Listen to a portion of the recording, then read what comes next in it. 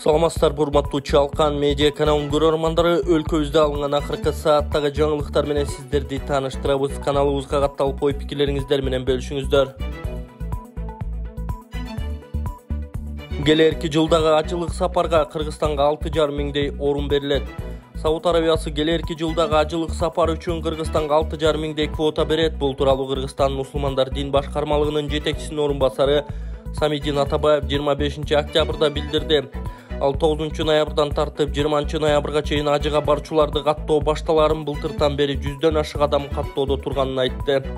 Алар буга чейин $1000 төлөгөнүн, быйылкы тизмеге кириш үчүн дагы $1000 төлөшү керектигин эскертти. Эреже талапка ылайык ажылык зыяратка баргысы келгендердин тизмеси талапкер муфтияттын аймактарындагы бөлүмдөрүнө келгенде түзүлөт.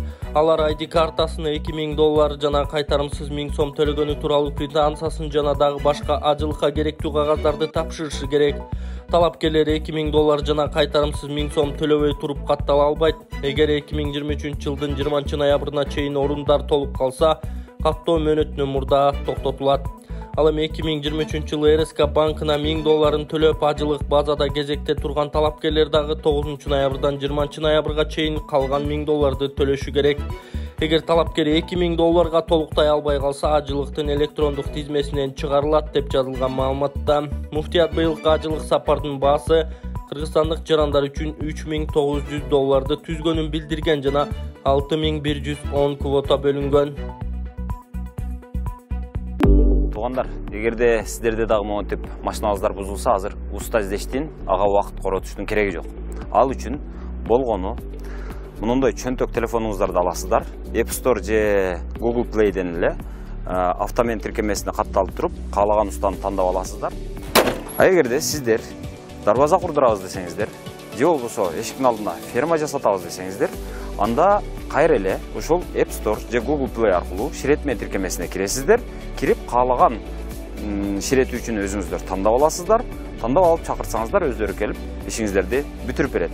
Мурдагыдай туугандардан, тааныштардан ширет үчү издештин азыр кереги жок. Bir gündən beri Jogorku Кеңеш мурунку Чала Сабат депутаты азыркы депутат менен айтышкан аз келгенсип коомчулукка бурмалап, Кумтөр боюнча так эмес маалымат таратты. Алмазбек Атамбаевдин доорун мактап, жактап жатып, Атамбаевдин убагында рекордтук 112 тонна болчу. Статистиканы карап, элден сурасаң, эң эле өсүү өнүгүү Атамбаевдин убагында болгон, деди ал. Койдун үстүнө торгой жумурткалаган деп айтаардын алдында ошол статистикага өзү кайрылса болмок. 2011-2017 жылдары Кумтөр кенинен өндүрүлгөн алтындан 1 грамдагы Кыргызстанга тийген эмес. Ошол айтылып жаткан 112 тонна баары Россиянын, Европа менен АКШнын банктары аркылуу сатылган. Бул факт номер 1. Факт номер 2. 2011-2017 жылдары Кумтөрдөн алынган алтындан Кыргызстанга болгону $74 миллион гана үлүштүк киреше түшкөн. Факт номер 3. 2022 жылы $140 миллион үлүштүк киреше түшкөн. Bir жылда калганын айтпай эле коелу. Жалпы $1 миллиард жакын пайда түшкөн өлкөгө. Факт номер 4. Кыргызстанга Кумтөр өткөндөн баштап ишканада 99,9% кызматкерлер кыргызстандыктар, бир дагы чет өлкөлүк менеджер жок. Факт номер 5. Соңку 1 жыл ичинде 2 чоң долбоор ачылды. Биринчиси Тоголок алтын кени ишке берилгени турат. Учурда жол жасалып жатат. Экинчиси Токмокто эски дөңгөлөктөрдү кайра иштетүү заводу ачылды. Баса, Алмазбек Шаршенович өлкөнү башкарып турганда Кумтөрдү мамлекетке кайтарам дегендерди мародер деп 10 жылда эл аралык сотто соттошуп, акыры утулабыз, 50% жетсек ошого сүйүнүш керек деген болчу. Ошолбу эң эле өсүү өнүгүү? Жок. Бул жөн гана мурунку президенттин тарапташынын болгон манипуляциясы.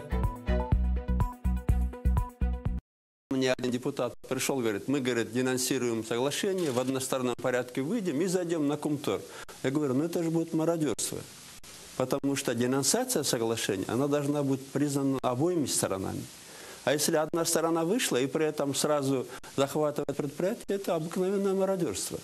Надо, то есть, дождаться решения суда. Денонсирование соглашений вступает в силу юридически после решения суда. А решение суда по таким вопросам зарубежных судов, оно может длиться годами. И год, и 7 лет, и 10 лет. 10 лет, например, мы будем работать по схеме 33/67. Но будем дождаться, вот будет красиво через 10 лет. А через 10 лет вообще Кумтор Останется ли там рода?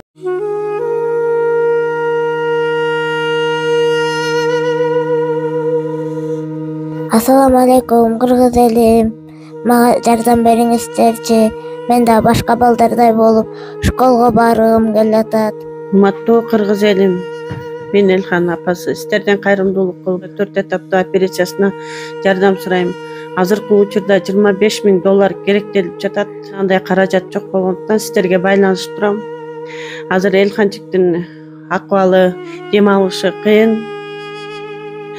Мектепке баргысы келет. Сиздерден өтүнүп суранабыз.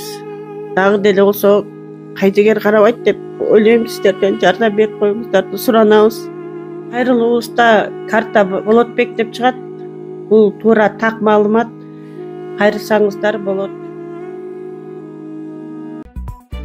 ШКУга жана КМШга мүчө өлкөлөрдүн өкмөт башчылары Бишкекке келишти. ШКУга жана КМШга мүчө өлкөлөрдүн өкмөт башчыларынын жыйынына катышуу үчүн Ирандын биринчи вице-президенти Мохаммед Мохбер, Орусиянын өкмөт башчысы Михаил Мишустин, Өзбекстандын премьер-министри Абдулла Арипов, Беларустун премьер-министри Роман Головаченко, Казакстандын премьер-министри Алихан Смаилов Бишкекке келди.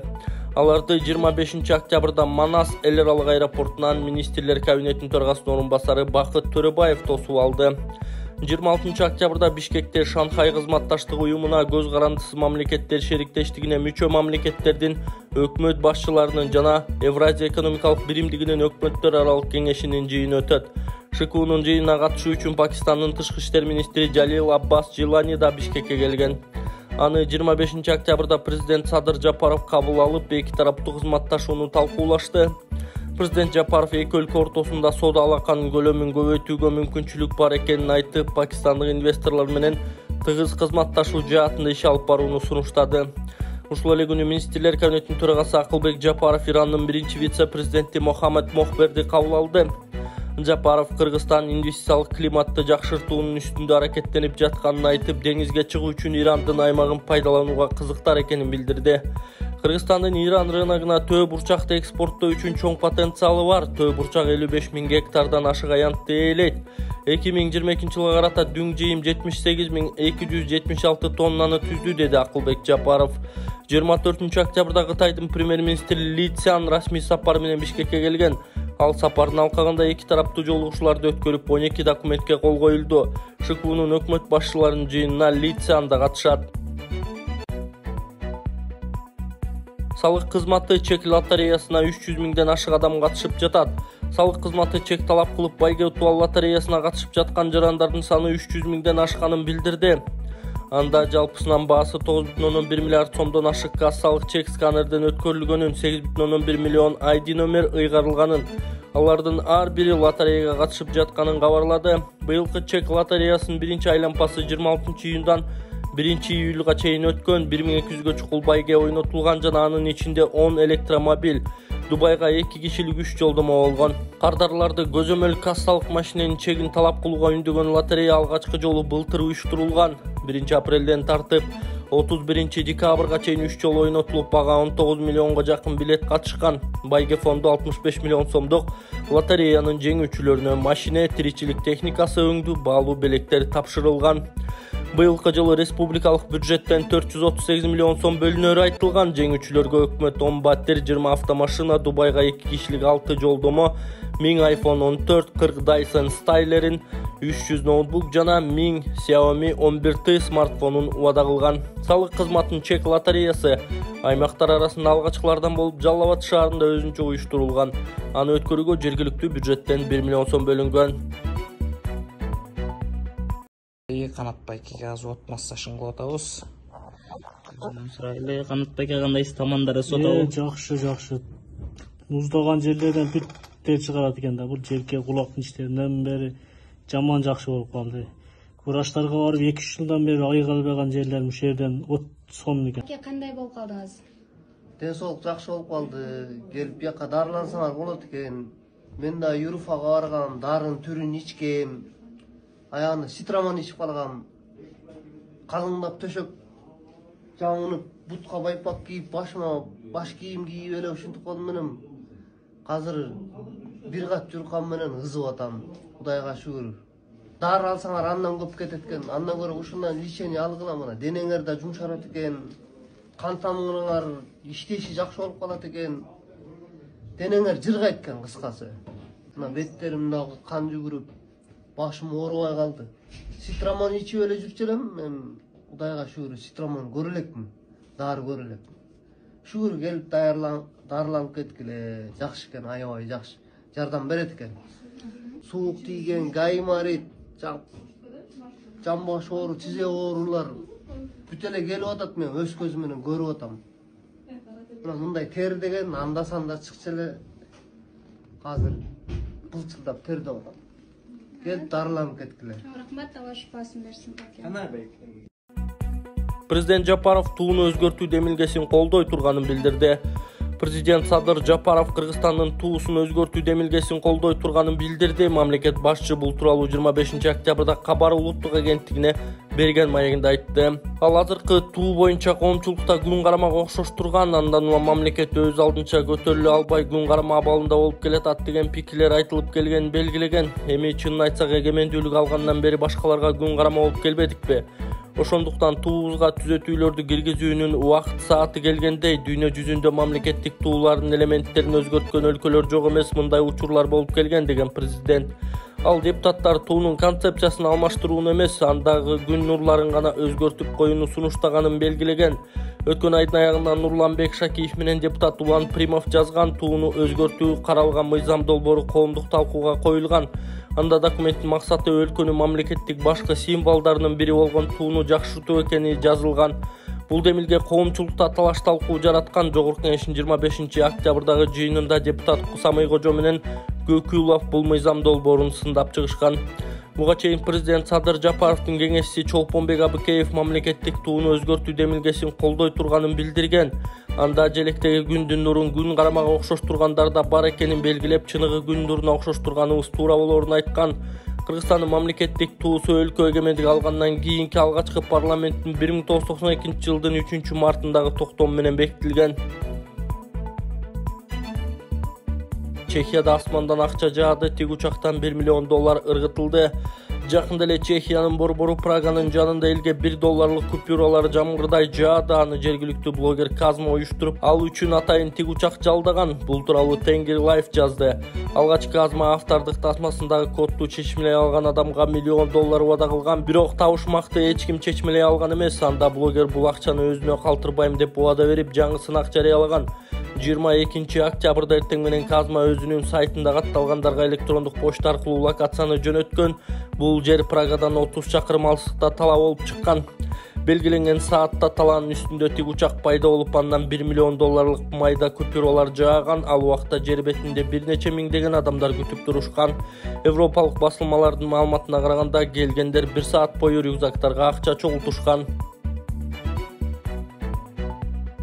Бишкек ош жолундагы унаадан баңгизат табылды. Нокен милициясы баңгизат унаасында алып жүргөн жаранды кармады. Бул тууралуу Жалал Абад облустук ички иштер башкы башкармалыгынан билдиришти. Милиция кызматкерлери 20 октябрга караган түнү саат 1:00 чамаларында 1974 жылы туулган Ала Бука районунун тургунунун Нокен району аркылуу өткөн Бишкек ош жолу боюнда токтоп турган унаасына кароо жүргүзгөн учурда баңгизатына окшош заттар табылган.